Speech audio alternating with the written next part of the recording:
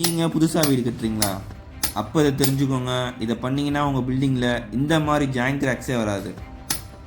எப்படி எப்படி எப்படி எப்படி எப்படி எப்படி அஸ்ஸலாமு அலைக்கும். நான் உங்கள் engineer Ibrahim from Trichy. Civil ரிலேட்டடான வீடியோவுக்கு நம்ம பேஜை ஃபாலோ பண்ணிக்கோங்க.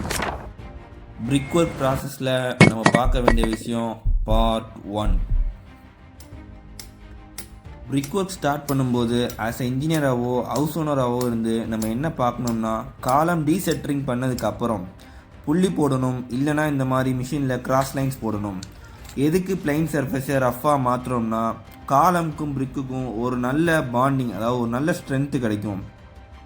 நெக்ஸ்ட்டு பிளைன் மாட்டரை அப்ளை பண்ணி ஒர்க்கை ஸ்டார்ட் பண்ணுறதுக்கு முன்னாடி பிரிக்கோட வரியை 2 சைடுமே காலத்தில் மார்க் பண்ணிக்கணும். இப்படி ஸ்டார்ட் பண்ணுறதுனால நம்ம சிமெண்ட்டோட திக்னஸை லெவலாக கொண்டு போக முடியும். அது மட்டும் இல்லாமல் பீமை கனெக்ட் பண்ணும்போது வரக்கூடிய 2 இன்ச்சு 3 இன்ச்சு கேப்பையும் கண்ட்ரோல் பண்ணி கிராக்கை அவாய்ட் பண்ண முடியும். ஐஎஸ்ஓ ஸ்டாண்டர்ட் படி பிரிக் ஒர்க்குக்கு எப்போவுமே 1:5 ரேஷியோ தான் யூஸ் பண்ணணும். 1:5னா 1 பங்கு சிமெண்ட் 5 பங்கு மணல். அதுக்கு முன்னாடி பிரிக்கை எப்போவும் வெட் பண்ணி தான் யூஸ் பண்ணணும், அதாவது ஈரப்படுத்தி தான் யூஸ் பண்ணணும். இல்லைனா சிமெண்ட்டில் இருக்கிற வாட்டர் கண்டென்ட்டை பிரிக்கை அப்சர்வ் பண்ணிடும். இதனாலையும் கிராக் வர சான்ஸ் இருக்குது. இந்த மாதிரி யூஸ்ஃபுல் இன்ஃபர்மேஷன் நம்ம பேஜை ஃபாலோ பண்ணிக்கோங்க.